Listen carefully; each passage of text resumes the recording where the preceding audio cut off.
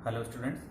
आज के चक्र में हम आज बीमारी चक्र के बारे में बात करेंगे। और बीमारी चक्र एक ऐसा चक्र है जिसमें एक स्वस्थ व्यक्ति के शरीर में जब कारक प्रवेश करता है तो उसके शरीर पर क्या क्या लक्षण उत्पन्न होते हैं, कितने दिनों में उत्पन्न होते हैं और उस रोगी व्यक्ति के साथ क्या क्या स्थिति उत्पन्न होती है या विकृति उत्पन्न होती है, उन सब के बारे में आज हम लोग इस रोग चक्र के बारे में या डिजीज साइकिल के बारे में हम लोग चर्चा करेंगे। तो आज आपको मैंने अभी स्लाइड पर दिखा रहे हैं कि जैसे ए बी से लेकर के एफ तक का जो ये चार्ट बना हुआ है, इस चार्ट में ए को हम मान लें कि ये रोगी व्यक्ति का स्टार्टिंग पॉइंट, यानी कि यहाँ पर स्वस्थ व्यक्ति है और इसके पास में इन्वायरमेंट में एक कारक उत्पन्न, मतलब कारक अपने आप एक रोगी व्यक्ति रोग करने के लिए वो इंतजार कर रहा है। तो अब जैसे कि ए पॉइंट पर किसी स्वस्थ व्यक्ति के शरीर में रोग के एजेंट प्रवेश कर रहे हैं और बी तक की स्थिति तक प्रोड्रोमल पीरियड कहते हैं। तो जैसे रोग के कारक शरीर में प्रवेश करता है तो कारक के प्रवेश करते ही कभी भी रोग के लक्षण प्रकट नहीं होते हैं।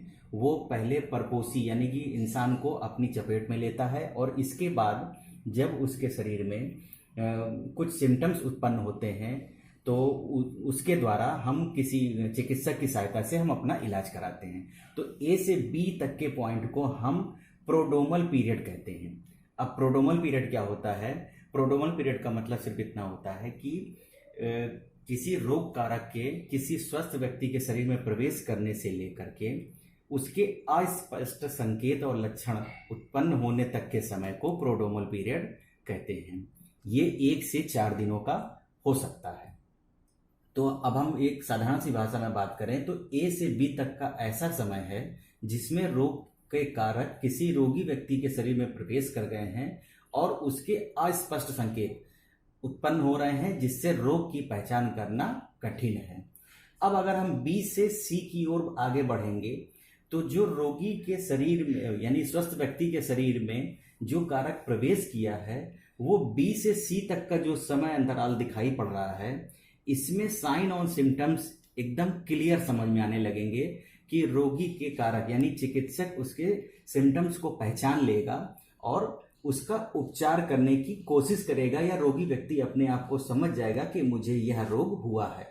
तो अगर हम बात करें ए से लेकर के सी तक के पॉइंट को हम इंक्यूबेशन पीरियड या उद्भवन काल के नाम से जानते हैं।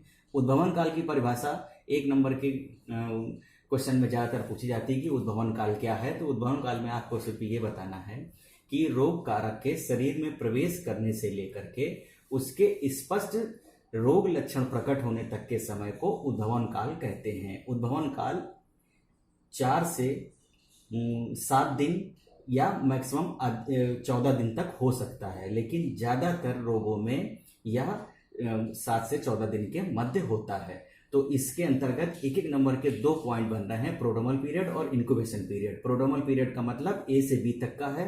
ए से बी तक की स्थिति में रोगी व्यक्ति के शरीर में साइन और सिम्टम्स नहीं समझ में आ रहे हैं और रोग की पहचान करना कठिन है। ये 1 से 4 दिन का होता है। और अगर हम पूरे एक ट्रायंगल की बात करें, ए बी और सी के बीच की ट्रायंगल की बात करें तो इसमें साइन और सिम्टम्स उद्भवन काल हो जाता है। साइन और सिम्टम्स क्लियर समझ में आने लगते हैं और रोगी व्यक्ति को उपचार करने में आसानी होती है।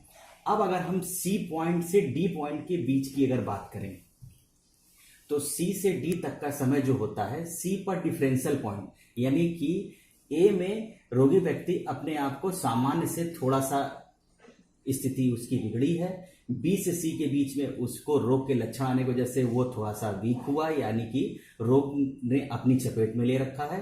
सी पॉइंट पर आते आते रोगी व्यक्ति डिफरेंशियल पॉइंट के अंतर्गत अपने आप को एकदम रोगग्रस्त महसूस करने लगता है।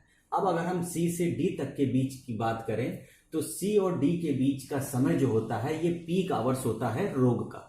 इस स्थिति में फास्टिजियम जो लिखा हुआ है, फास्टिजियम का मतलब ये होता है कि रोगी व्यक्ति बिस्तर पर लग चुका है, वो लाचारी की अवस्था में है। ये 1 नंबर का ये भी क्वेश्चन आता है, ज्यादातर पूछा जाता है कि फास्टिजियम किसे कहते हैं। तो फास्टिजियम का मतलब ये होता है कि रोगी व्यक्ति लाचारी अवस्था में है, वो बिस्तर से उठ नहीं पा रहा है।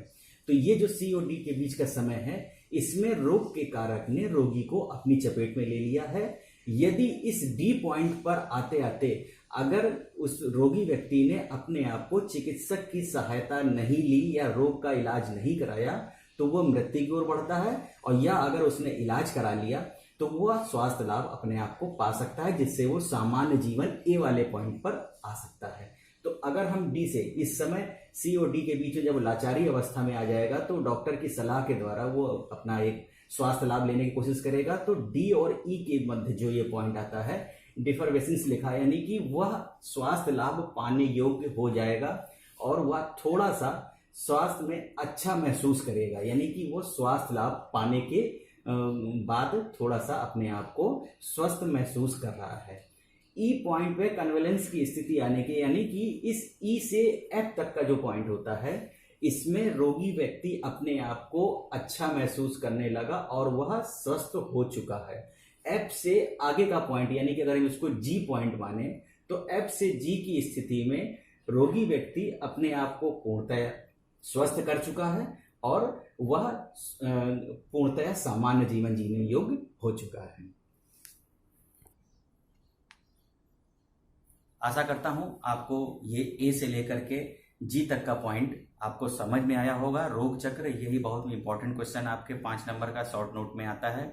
इसमें आपको मैंने 3 पॉइंट ऐसे बताए हैं जो 1 वर्ड के क्वेश्चन में ज़्यादातर पूछे जाते हैं। प्रोड्रोमल पीरियड, इंक्यूबेशन पीरियड और फास्टिजियम, इन तीनों पॉइंट के अंतर्गत ये सारे क्वेश्चन ज़्यादातर पूछे जाते हैं। तो मैं आपको फिर से इन तीनों की परिभाषा बता देता हूँ। प्रोड्रोमल पीरियड का मतलब ये होता है कि रोग कारक के शरीर में प्रवेश करने से लेकर उसके अस्पष्ट संकेत प्रकट होने तक के समय को प्रोड्रोमल अवधि या प्रोड्रोमल पीरियड कहा जाता है। यह 1 से 4 दिन का होता है। अब अगर हम इंक्यूबेशन पीरियड की बात करें यानी उद्भवन काल की बात करें तो उद्भवन काल रोग कारक के शरीर में प्रवेश करने से लेकर के उसके स्पष्ट संकेत और लक्षण प्रकट होने तक के समय को उद्भवन काल कहते हैं। उद्भवन काल सामान्यतः 4 से 7 दिन या अधिकतम 14 दिन का हो सकता है। ये अलग अलग रोगों में अलग अलग हो सकता है। और अगर हम फास्टिजियम की बात करें तो फास्टिजियम सिर्फ एक लाइन का आंसर इसका होगा कि फास्टिजियम की स्थिति ये होती है कि उसमें रोगी व्यक्ति लाचार हो चुका है और वह बिस्तर पर लग चुका है, यानी कि वो बिस्तर से उठने में अपने आप को लाचार महसूस कर रहा है। अब आशा करता हूं कि आपको ए से लेकर के जी तक यानी रोग चक्र आपको अच्छी तरह से समझ में आ गया होगा। इसमें कोई एक समरी के रूप में आपको लिखना है ए से लेकर के जी तक के पॉइंट को। मैं आपको एक फिर से एक बार रिपीट कर देता हूँ। ए से सी तक का समय उद्भवन काल का होता है। सी से डी तक का समय पीक आवर्स यानी कि रोगी व्यक्ति लाचारी की अवस्था में होता है। डी की स्थिति से लेकर के ई की स्थिति तक आने तक वो स्वास्थ्य लाभ पाता है और अपने आप को स्वस्थ महसूस करने लगता है और वो सामान्य जीवन जीने लायक हो जाता है। तो आपको आशा करता हूँ कि समझ में आ गया होगा। अगर किसी को किसी पॉइंट पर अगर ये आज का चैप्टर समझ में ना आ रहा हो वो कमेंट बॉक्स में कमेंट कर सकता है, तत्काल उसको जवाब दिया जाएगा। और फिर से एक बार मैं कहूँगा कि हमारे ये सारे जो वीडियो जा रहे हैं आप तक तो इन सबको नोट डाउन अवश्य करते रहें और लाइक शेयर और